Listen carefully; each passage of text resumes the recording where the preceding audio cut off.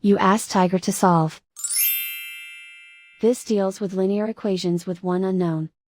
The final result is A equals 18/49. Let's solve it step by step. Isolate the A.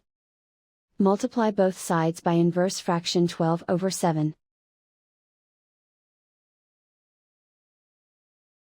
Group like terms. Multiply the coefficients. Simplify the fraction. Multiply the fractions.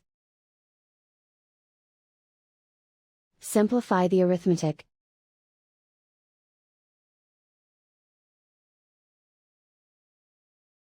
And so the final result is A equals 18/49.